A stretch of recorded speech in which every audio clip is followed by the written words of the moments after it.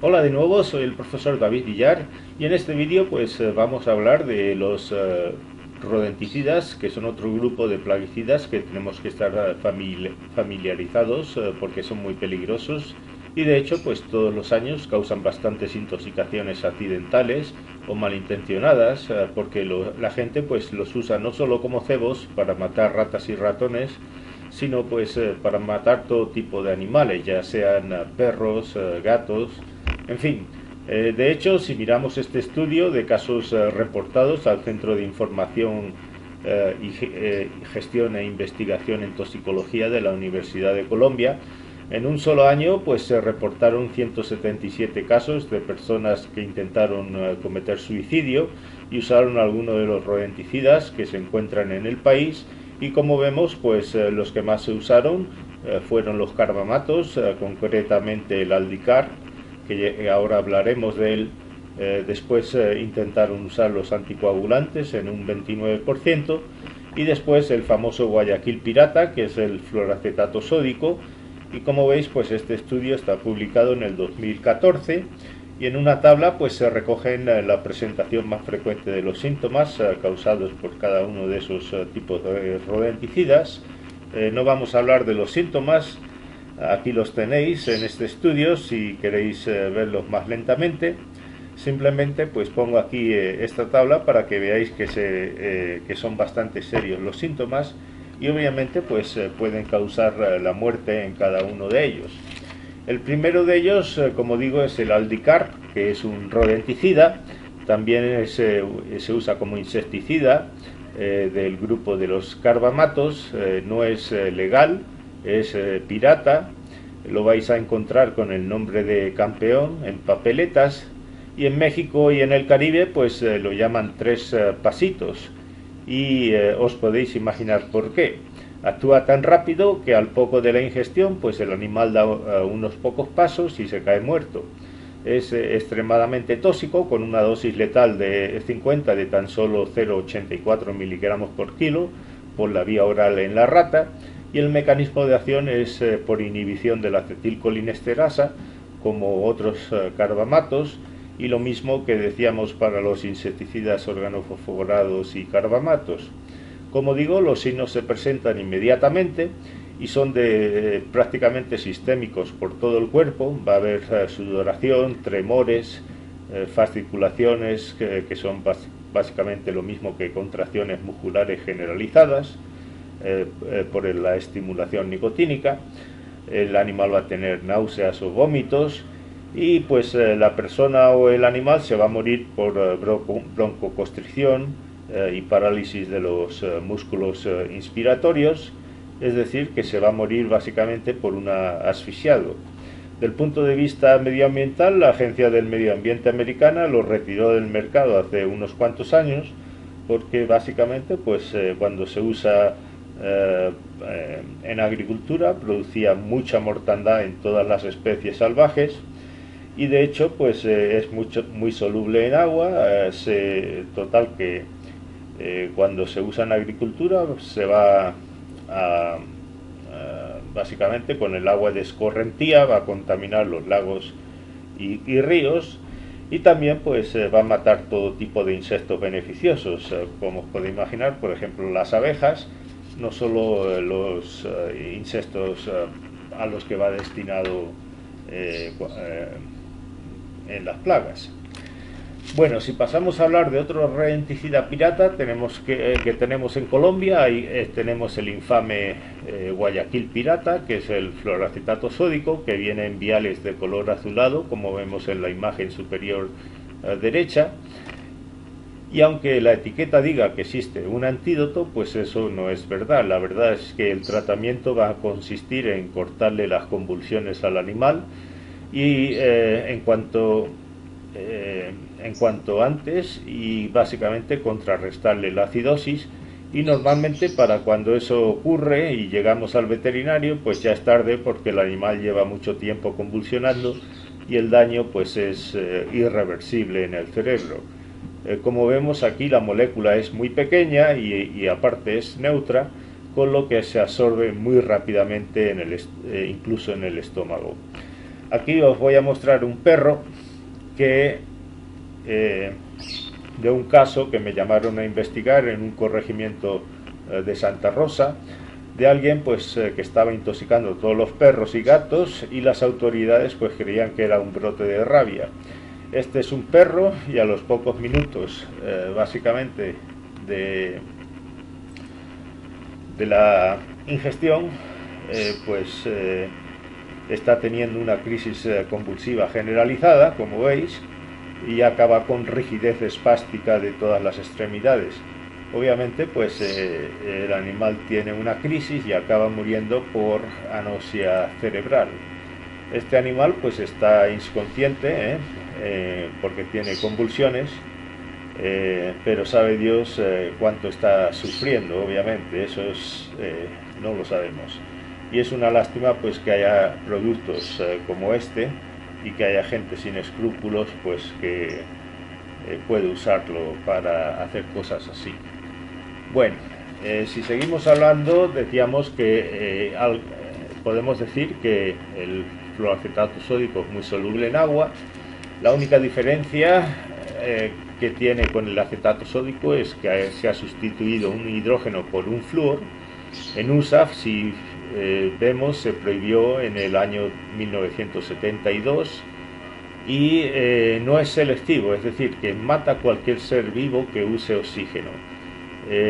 Con respecto a la toxicidad secundaria, nos referimos a que si un animal no muere y después llega otro y consume el cadáver, pues también puede morir con los restos que queden del matarratas en el cadáver.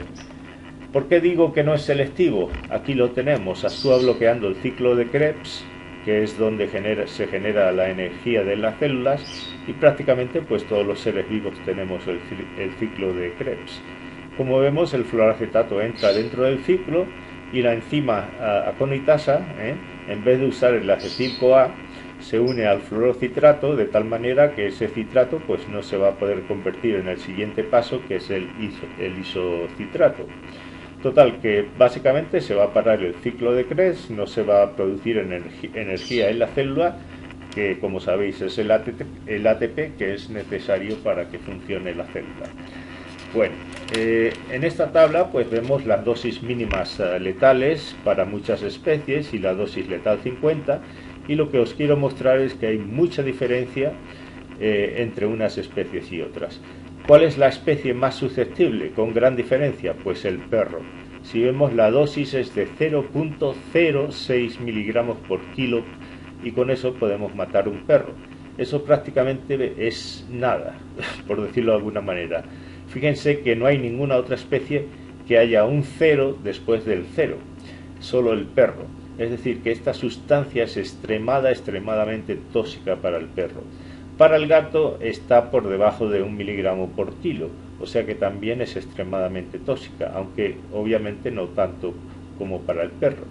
¿Y cuál sería la especie más resistente? Pues si miramos aquí, prácticamente la trucha, que está por encima de 500 miligramos por kilo, y después pues vendrían quizás los fowl, que son por ejemplo las codornices, 30 miligramos por kilo, y después vendría el ratón, los ratones, que son 8 miligramos por kilo, que es la dosis letal 50.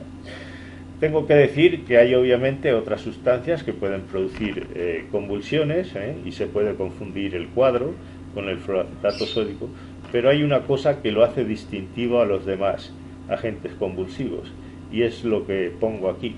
Antes de echarse el animal a convulsionar, después de la ingestión, esos perros tienen una fase de corridas, si queréis, en línea recta, o si está, por ejemplo, encerrado en un habitáculo, pues va a estar, básicamente, va a dar corridas como loco en ese perímetro.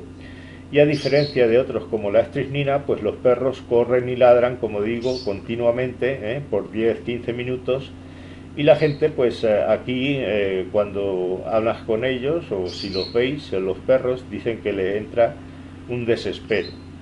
Al final pues esos animales van a estar ciegos por el daño cerebral, y obviamente pues se van a morir por una anoxia cerebral. No, a diferencia de la estrisnina, pues no muestran la hiperestesia, que es una hipersensibilidad a cualquier estímulo externo.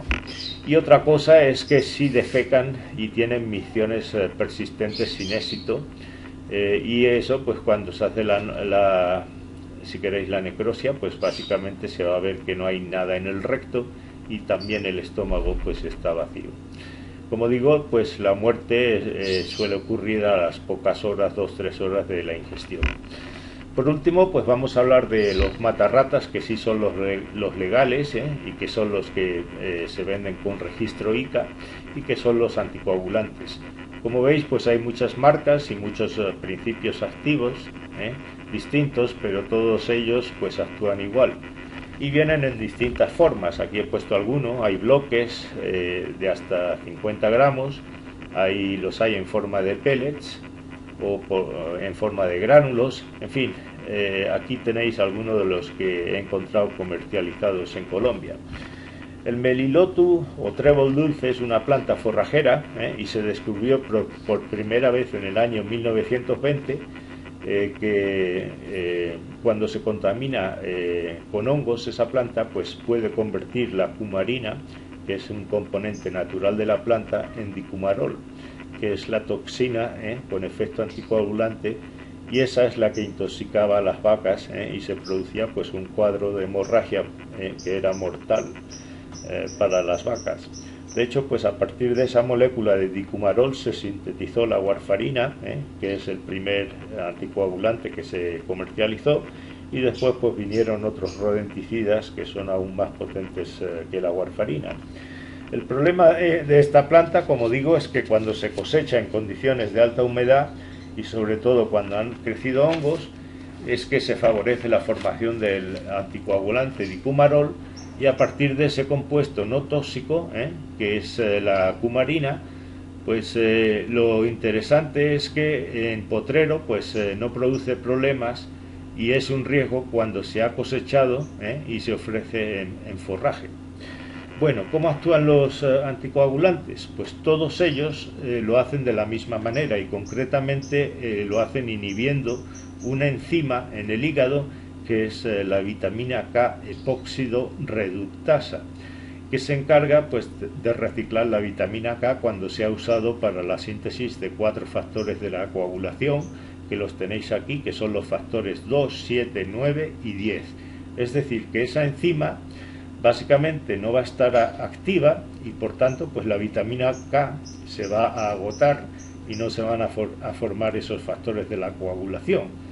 Y por tanto pues con el tiempo pues el animal no va a poder coagular la sangre, y cuando tenga cualquier golpe o herida pues se va a producir una hemorragia pequeña, ya sea y por ahí pues se va a desangrar y morir el animal.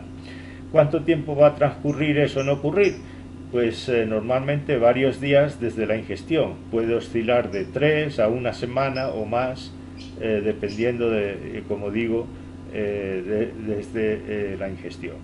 Por supuesto, si damos vitamina K, pues el animal lo vamos a tener protegido, y ese pues es el antídoto perfecto de este tipo de matarratas.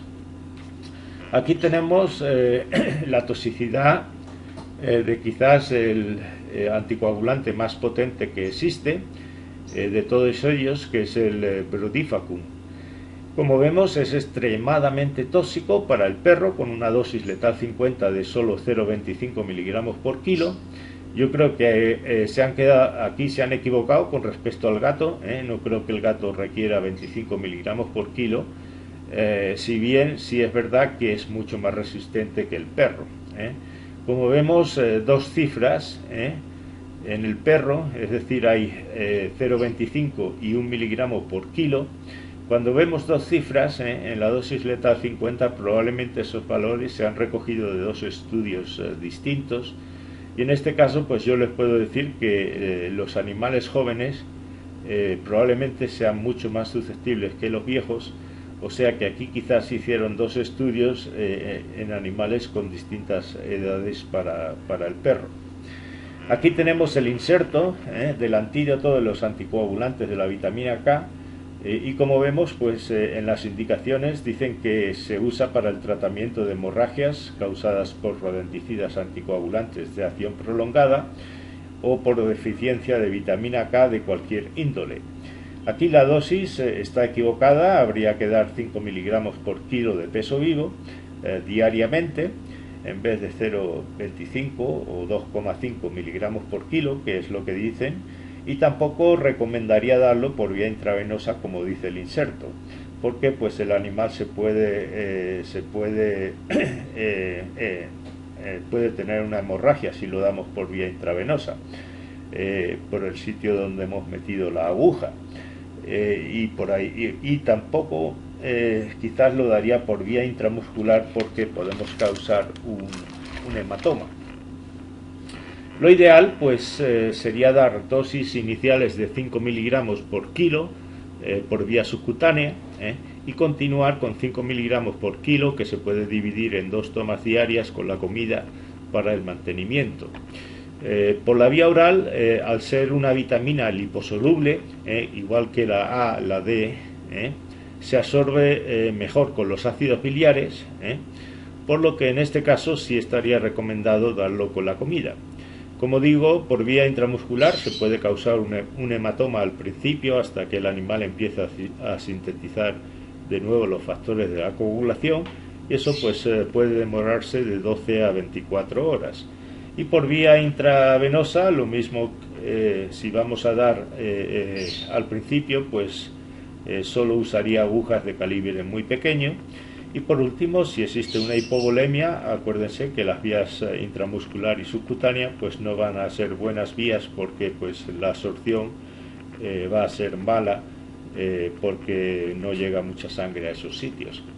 Bueno, con esto pues acabamos este vídeo de plaguicidas o pesticidas rodenticidas, así que hasta la próxima, pues aquí me despido.